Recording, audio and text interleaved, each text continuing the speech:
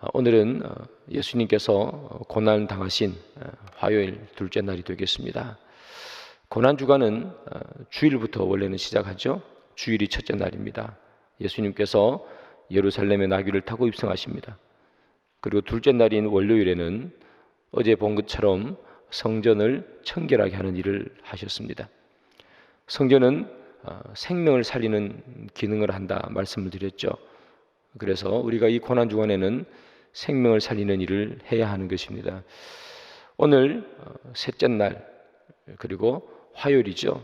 예수님께서는 비유를 하나 우리들에게 말씀해 주셨습니다. 그 비유는 바로 혼인잔치의 비유라는 그 비유죠. 그 비유의 내용은 다음과 같습니다. 어느 나라에 왕이 있었는데요. 그 왕의 아들이 결혼을 합니다. 그래서 혼인 잔치를 열게 되었습니다. 그래서 왕이 사람들을 초대를 하는 것입니다. 고대 근동에는 중요한 잔치에 사람을 초대할 때는 초대를 2번 했다고 합니다. 처음에는 초대장을 보내서 이 자리를 꼭 오셔서 그 자리를 빛내주십시오 하는 그런 초대장을 보내는 것입니다. 그리고 이 초대에 응할 수 있는 사람들은 꼭 말씀해 주십시오. 그렇게 초대장을 보냅니다. 그러면 그 초대장을 받은 사람들은 내가 그 초대에 응할 수 있습니다 하고 응할 수 있는 사람은 답장을 보내는 거죠. 그러면 이제 잔치가 시작되기 그 즈음에 가까운 쯤에 다시 한번 처음보다 더 정중하게 초대장을 보냅니다. 그래서 꼭 와주셔서 자리를 빛내주십시오. 2번 초대장을 보내는 것이죠. 오늘 본문에도 이 사람들은 2번째 초대장을 받은 그 내용이 기록되어 있는 것입니다. 왕이 초대장을 보냈습니다. 여러분, 왕이 초대장을 보내니 아무나 아들의 결혼잔치에 오라고 초대장을 보내지는 않았을 것입니다. 아마 그 나라를 다스리는 아주 높은 관료이거나 또는 아주 중요한 사람들에게 아들 혼인잔치에 대한 초대를 했겠죠. 그리고 오늘 말씀드린 것처럼 2번째 초대장을 보낸 것입니다. 이 초대장을 받은 사람들, 그 사람들은 처음에는 꼭 가겠습니다. 왕이 초대했으니 누가 안 간다고 말하겠습니까? 꼭 가겠습니다. 그런데 오늘 본문에 보면 2번째 초대장을 받았을 때 그들은 못 간다고 말합니다. 그 소식을 왕이 전해드렸습니다. 자기 아들이 결혼을 하는데 그가 초대했던 사람들이 오지 않는다고 말하죠. 그래서 왕이 다시 한번 초대장을 보내는 것이 아니라 그의 부하들, 신하들, 본문에 보면 종이라고 기록되어 있습니다. 종들을 다시 한번 보냅니다. 더 정중한 표현이죠. 사람을 보낸 것이니까. 더 정중하게 자기의 종들을 보내서 꼭 와주십시오.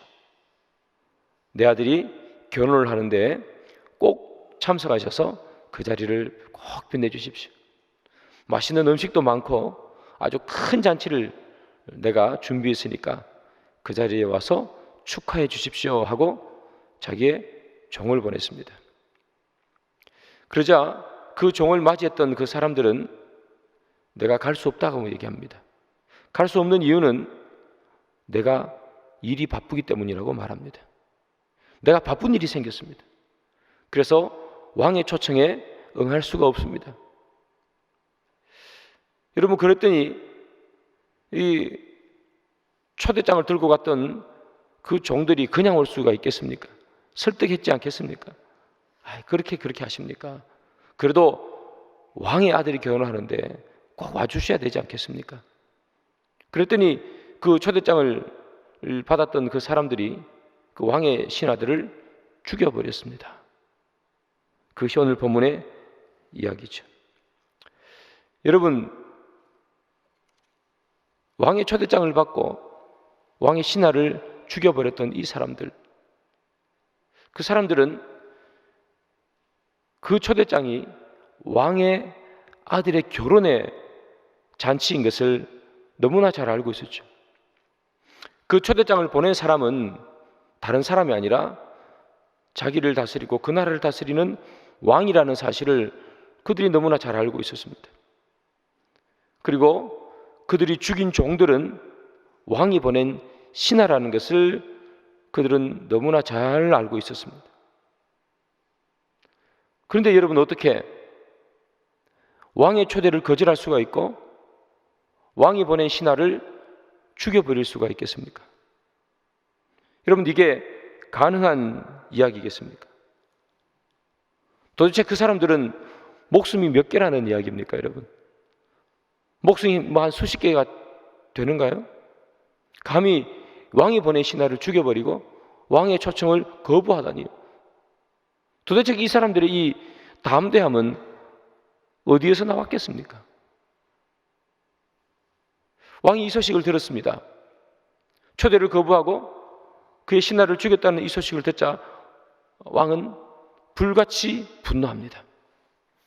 얼마나 분노했는가 하면 오늘 본문에 보면 군대를 보냈다고 그렇게 기록되어 있죠. 보통 같으면 사람을 보내서 잡아오라 그랬을 텐데 왕은 지금 너무나 화가 난 것입니다. 그 사람들의 그렇게 행동한 이유를 알고 싶지도 않습니다. 왕은 군대를 보내서 그 사람들이 살고 있던 그 동네를 완전히 불살라버렸습니다. 초토화시켜버렸습니다. 그리고 왕의 신하를 죽였던 사람들, 그 사람들을 성경에 보면 멸절했다 기록되어 있죠. 죽여버린 것입니다. 사랑하는 여러분, 그 사람들이 왕이 정말 그들에 대해서 그들이 살고 있던 동네를 불살라버리고 그들을 죽일 줄 알았다면 그들이 초청을 거부하고 왕의 신하를 죽였겠습니까? 그들이 그렇게 행동한 것은 왕이 그렇게 행동할지 몰랐기 때문입니다. 누구라고 왕이 그렇게 행동할 줄 알면 그런 행동을 했겠습니까? 몰랐기 때문입니다. 여러분, 그들은 왕의 초청을 받은 사람들입니다. 그러니 왕을 잘 알고 국사를 논의할 때 늘 왕과 함께 있었던 사람들이었습니다. 그래서 그들은 왕을 잘 안다고 생각했습니다. 그들이 알고 있던 왕은 불같이 화를 내는 왕이 아니었습니다. 그들이 알고 있던 왕은 사랑이 많고 언제나 인내하고 언제나 화평을 추구하는 왕이었습니다. 그래서 그들은 그렇게 무례하게 행동하도 그들의 왕이 그들을 죽일 것이라는 사실을 절대로 알지 못했습니다. 그들은 그들이 섬기고 있는 왕을 잘 알지 못했습니다. 좀 더 심하게 말하면 그들은 그들의 왕을 만만하게 생각했습니다. 그렇게 해도 왕이 그들을 향해서 복수의 칼날을 빼들지 상상도 하지 못했습니다. 왕을 잘못한 것이죠. 여러분, 오늘의 본문은 비유의 말씀이죠. 오늘 본문에 나오는 왕은 하나님을 의미합니다. 그리고 왕의 잔치에 초대를 받았던, 그래서 왕의 잔치를 거부했던 그 사람들은 유대인들, 바리새인들 같은 사람들을 말할 것입니다. 그리고 왕이 보낸 신하, 그 사람들은 선지자들을 말하겠죠. 유대인들, 그리고 그의 조상들인 이스라엘 백성들, 그 사람들은 그들의 하나님을 단단히 오해했습니다. 그들은 그들의 하나님이 심판하시는 하나님이라 생각하지 못했습니다. 왜냐하면 하나님은 늘 그들에게 사랑과 인내로서 그들을 다스렸기 때문입니다. 그들이 범죄를 해도 하나님은 범죄할 때마다 그들을 심판하지 않으셨습니다. 하나님은 참고 돌아오기를 기대하고 고대했습니다. 하나님께서 참다가 도저히 안 될 때는 하나님께서 그들을 징계합니다. 그러나 징계 때문에 너무 힘들 때는 그들이 하나님 앞에 부르짖습니다. 부르짖으면 하나님께서는 곧바로 그 징계를 풀어버리셨습니다. 구원자를 보내주셨고 그들을 다시 회복시켰습니다. 그들이 알고 있던 하나님, 그들이 느낀 하나님은 심판하는 하나님이 아니었습니다. 심판을 해도 금방 돌이키시고 화를 거두시는 하나님이었습니다. 그래서 그들은 하나님을 무섭게 생각하지 않았습니다. 심판의 주로도 느끼지 않았습니다. 하나님을 만만하게 생각했던 것입니다. 예수님께서 고난주간에 이 혼인잔치의 비유를 말씀하고 계십니다. 예수님께서 이 혼인잔치 비유를 왜 고난주간에 말씀하실까? 고난주간과 이 혼인잔치의 비유와 무슨 상관이 있겠습니까?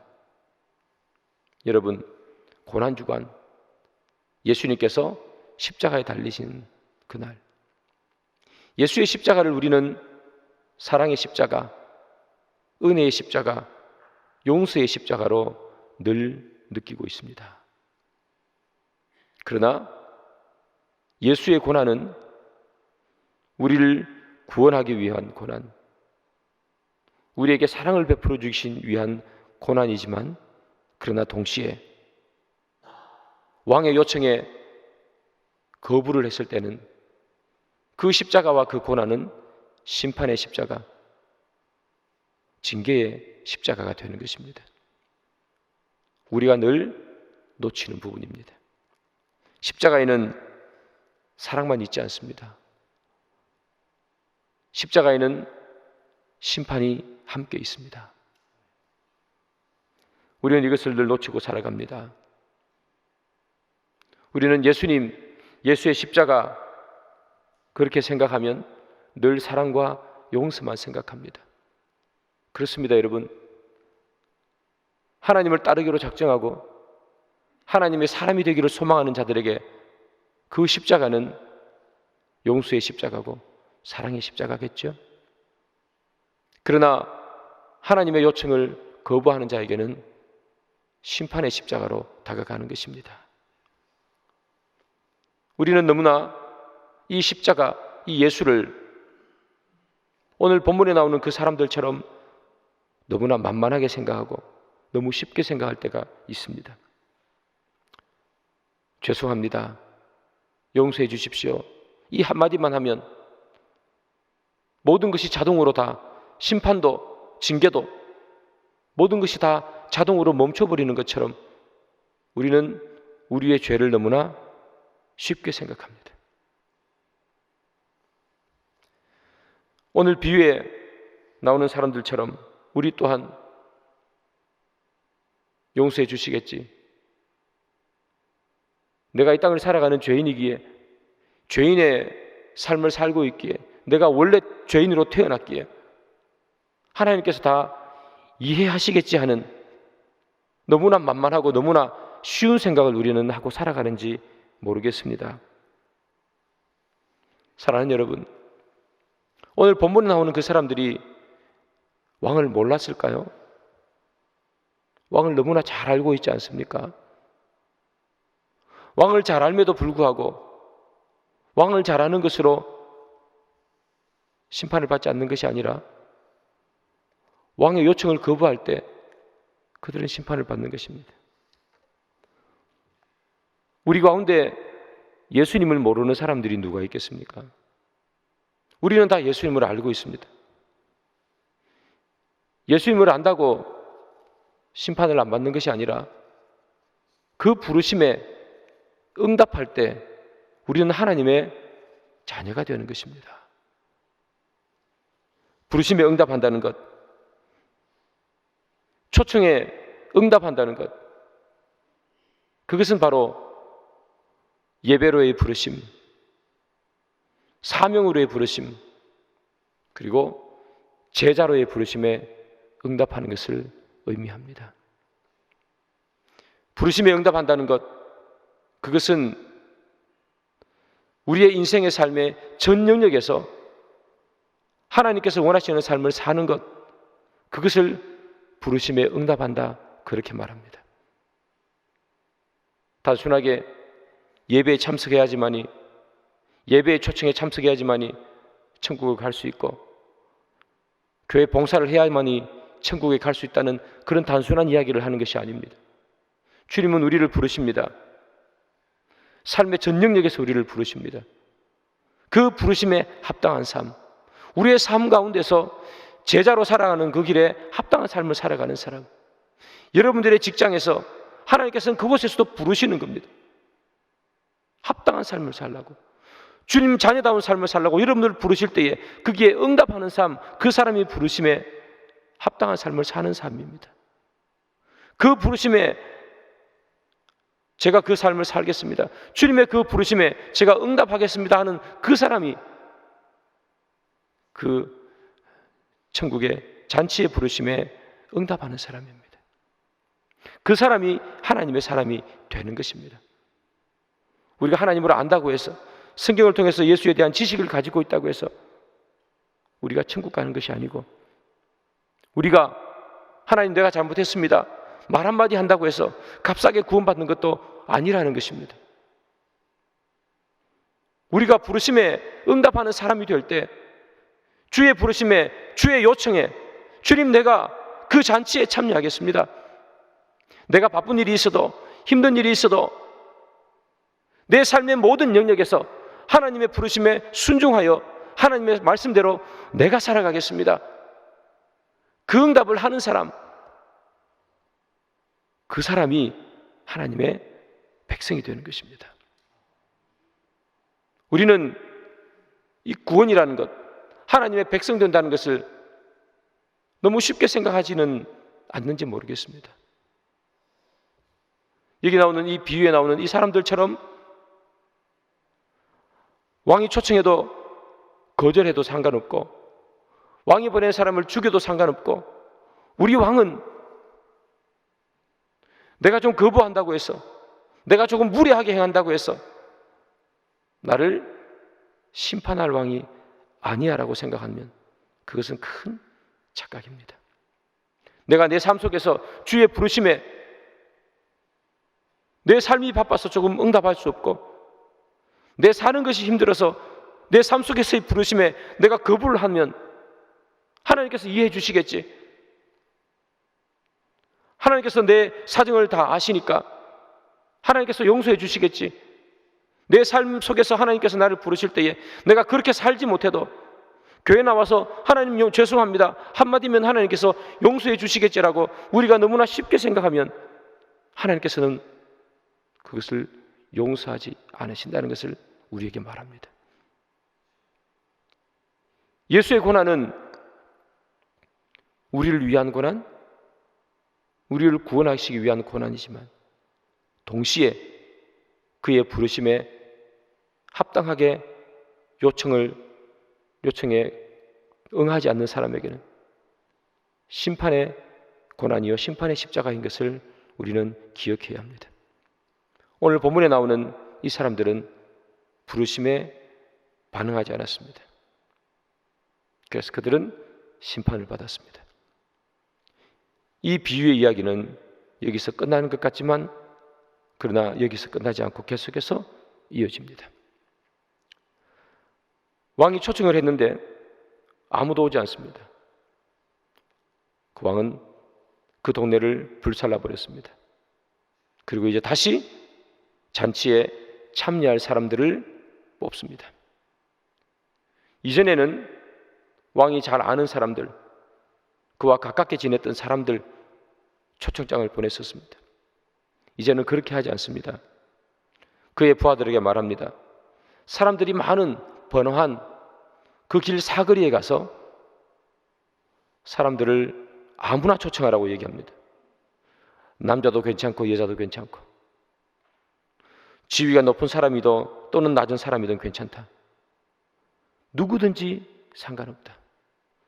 선한 사람들이든 악한 사람들이든 그렇게 기록되어 있죠. 오늘 본문에 어떤 사람들은 상관없다. 데리고 와서 잔치에 참여시켜라. 이 명령을 받았던 왕의 부하들, 신하들은 길거리로 쫓아나갔습니다. 사거리에 서서 지나가는 사람들마다 붙잡고 이야기합니다. 왕의 아들이 결혼하는데 잔치에 참여해 주십시오. 잔치에 참여해 주십시오. 그 이야기를 듣고 많은 사람들이 왕의 잔치에 참석을 했습니다. 왕의 잔치에 참석했더니 정말 화려하게 잔치가 배설되었습니다. 먹을 것도 많았습니다. 마음껏 먹고 마음껏 즐기고 있었습니다. 그들이 한참 먹고 한참 즐길 즈음에 왕이 등장합니다. 고대 근동에서는 잔치를 베풀면 잔치를 베푸는 그 주인은 그 잔치에 처음부터 등장하지 않습니다. 이제 잔치가 본격적으로 시작될 때쯤에 그때 등장하는 것입니다. 음식으로 치면 우리가 좋은 고급 식당에 가면 전식이 나오죠. 에피타이저가 나옵니다. 그때는 등장하지 않는다는 이야기입니다. 고기 썰 때 그때 등장하는 거예요. 그래서 오늘 본문에 보면 이제 사람들이 본격적인 잔치를 시작할 때 왕이 등장하는 거예요. 왕이 등장을 해서 그 잔치에 참여한 사람들을 일일이 쳐다보면서 감사 인사를 했겠죠. 감사 인사를 쭉 하는데 이상한 사람 한 명을 발견합니다. 그 사람은 결혼 예식에 참여하는 예복을 입지 않은 사람이었습니다. 유대 사회에서는 결혼 예식을 진행하게 되면 그리고 큰 잔치를 베풀면 그 잔치를 베푸는 사람이 예복을 준비해 놨다가 초대되어서 오는 손님들에게 예복을 입혀 주었습니다. 그래서 그 잔치에 참여하는 사람들은 예복을 입고 잔치에 참여하게 되어 있었습니다. 왕이 길거리에 다니는 사람들을 다 초청했죠. 그러니 그 사람들 가운데서는 잘 사는 사람도 있었을 거고 못 사는 사람도 있었을 거고 깨끗한 옷을 입고 있는 사람들도 있었을 것이고 더러운 옷을 입고 있는 사람들도 있었을 것입니다. 그 사람들에게 다 예복을 주었습니다. 그래서 사람들은 그들이 입고 있는 옷이 어떤 옷이었든지 간에 왕이 준 깨끗한 옷을 입고 그 잔치에 참여했겠죠. 그런데 한 사람은 그 예복을 입지 않았습니다. 그래서 물어봅니다. 왕이 그대는 어찌해서 이 예복을 입지 않았습니까? 물어봅니다. 그래서 이 사람이 할 말이 없습니다. 아무 말을 못하고 가만히 서 있었습니다. 옛날 성경에는 유구무원이근을 아마 이렇게 기록되어 있었을 것입니다. 아무 말도 못하고 있었습니다. 그자 왕이 명령을 합니다. 이 사람의 손과 발을 묶어서 어두운 곳으로 던져버리라. 여러분, 이 사람은 왜 예복을 입지 않았을까요? 다른 사람 다 입는 예복을 왜 이 사람은 입지 않았을까요? 왜 이 사람은 입지 않고 심판을 받게 되는 것일까요? 오늘 비유 앞부분에는 잔치에 참여하지 않은 사람이 심판을 받았습니다. 오늘 이 비유의 뒷부분은 잔치에 참여했지만 예복을 입지 않은 사람도 심판을 받습니다. 도대체 이 사람은 왜 예복을 안 입었을까? 이 사람은 잔치의 흥겨움, 잔치의 즐거움은 누리고 싶었지만 그러나 예복은 거추장스럽기 때문입니다. 입기 싫었기 때문입니다. 잔치에서 맛있는 것도 먹고 잔치에서 좋은 즐길거리도 즐기고 싶었지만 손님으로서 갖추어야 할 의무를 지키지 않았습니다. 예수님께서 산상복음에서 이런 말씀을 하십니다. 마태복음 7장 21절입니다. 나더러 주여 주여 하는 자마다 다 천국에 들어갈 것이 아니요 다만 하늘에 계신 내 아버지의 뜻대로 행하는 자라야 들어가리라. 천국에는 주여 주여 한다고 들어가는 것이 아니라 아버지의 뜻대로 행할 때 들어갑니다. 예복을 입지 않은 사람, 주인의 뜻대로 행하지 않았습니다. 주인이 요청한 것은 아무것도 없습니다. 단 하나입니다. 예복을 입으라는 거였습니다. 예복을 입으라. 그가 세상에서 살 때 지위가 높은 사람이었는지, 죄인이었는지, 선한 사람이었는지 어떤 것도 잔치에 참여하는데 방해가 되지 않았습니다. 왕이 본 것은 딱 하나입니다. 예복을 입었느냐 입지 않았느냐. 그는 잔치의 기쁨을 누리고 싶었지만 그러나 손님이 갖춰야 될 딱 하나의 의무, 예복을 입는 것은 싫어했습니다. 구원의 기쁨, 천국의 기쁨을 누리기를 원하지만 그러나 하나님의 뜻대로 사는 것은 거부하는 사람들이죠. 천국은 가고 싶고 구원은 받고 싶지만 하나님의 뜻대로 사는 것은 거추장스러운 것입니다. 오늘 이 예복을 입지 않았다고 되어 있습니다. 예복은 무엇을 의미할까요? 오늘 이 본문은 고난주간에 예수님께서 하시는 말씀입니다. 고난주간은 예수님께서 고난받으신 것입니다. 예수님께서 피를 흘리신 그 사건입니다. 예수님께서 피를 흘리고 십자가에 죽으심으로 말미암아 우리를 깨끗게 했습니다. 예수님의 피가 우리를 정결하게 했습니다. 예복이란 다른 것이 아니겠죠. 예수님께서 우리를 흘려주신 그 피 때문에 우리가 깨끗하게 된 것을 의미합니다. 이 사람은 구원을 받고 싶지만 그래서 주여 주여 말을 하지만 그러나 자신이 깨끗해지는 것은 원하지 않았습니다. 회개하는 것도 원하지 않았습니다. 그저 구원의 달콤함만 가지고 싶었습니다. 이런 자들은 하나님의 나라에 합당하지 않는 자들입니다. 사랑하는 여러분, 예수님의 고난은 이런 자들에게 생명의 고난이 아닙니다. 심판의 고난입니다. 예수님의 십자가는 구원의 달콤함만을 원하는 자들에게는 결코 주어지지 않는 십자가입니다. 손님이 갖추어야 할 의무 단 하나, 예복을 입는 것. 스스로 깨끗해지는 것도 아닙니다. 주는 예복을 입는 것,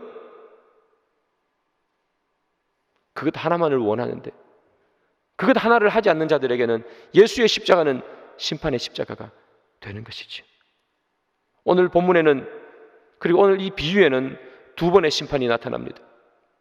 첫 번째는 부르심에 응답하지 않을 때 심판했습니다. 두 번째는 부르심에 응답하여 와 있지만 예복을 입지 않은 자들에게는 심판이 있었습니다. 이 고난주간에 우리에게 주시는 말씀의 의미는 무엇입니까?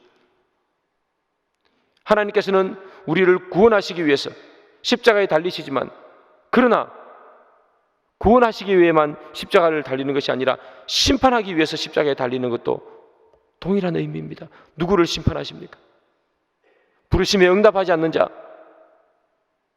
부르심에 와 있지만 깨끗하기를 거부하는 자, 그런 자는 하나님의 자녀가 될 수 없음을 말하고 있습니다. 사랑하는 여러분, 이 고난주간에 우리 스스로를 한번 돌아보시기 바랍니다. 내 삶은 부르심에 응답하고 있는가? 나는 주님께서 주시는 예복을 입기를 원하는가? 나는 예복을 입기를 원하지는 않지만 그러나 천국은 가고 싶고 구원의 달콤함은 누리기를 소망하지만 손님이 갖추어야 할 의무, 정결함과 거룩함과 깨끗함은 너무나 거추장스러워서 뒤로 던져버리고 살지는 않는가? 하나님께서 우리를 삶의 전 영역에서 우리를 부르시는데 우리는 그 부르심을 거부하고 있지는 않은가? 하나님이 너무나 만만하고 거부할 때마다 우리에게 벌이 내려오지 않기 때문에 우리는 그 부르심에 대해서 너무나 가볍게 여기지는 않는 것인가? 말씀의 결론을 맺습니다. 사랑하는 여러분, 이 고난주간에 우리가 다시 한번 결단하면 좋겠습니다.